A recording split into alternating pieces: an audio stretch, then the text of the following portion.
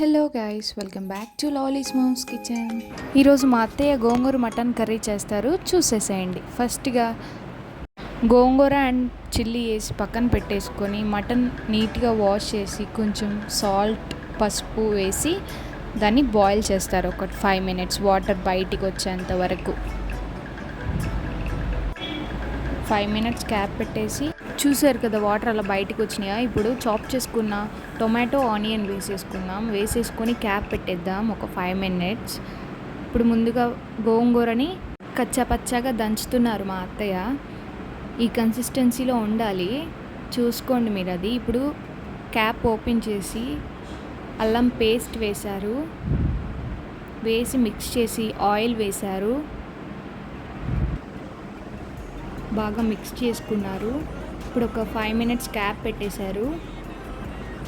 Open చేసి చూసుకొని మళ్ళీ ఒకసారి మిక్స్ చేసేసి కారం వేస్తున్నారు ఒక 2 spoons వేసి ఫైన్గా మిక్స్ చేసేసారు.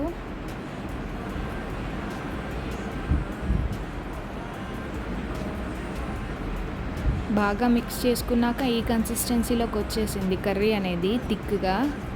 కొంచెం వాటర్ పోసేసుకున్నారు, ముక్క బాగా ఉడికిద్దంట, అందుకని వాటర్ పోసుకొని కొంచెంసేపు బాయిల్ చేసేస్తారు.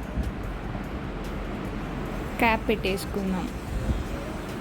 ఇప్పుడు ఓపెన్ చేసి చూసి గోంగూర వేసేసారు, మనం దంచుకున్నది బాగా వేసి మిక్స్ చేసేస్తున్నారు.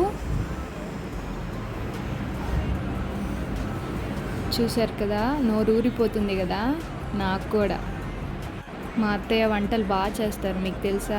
ఇప్పుడు కొత్తిమీర కరివేపాకు వేసేసుకొని సర్వ్ చేసేసుకుందాం, అంతే. Thanks for watching.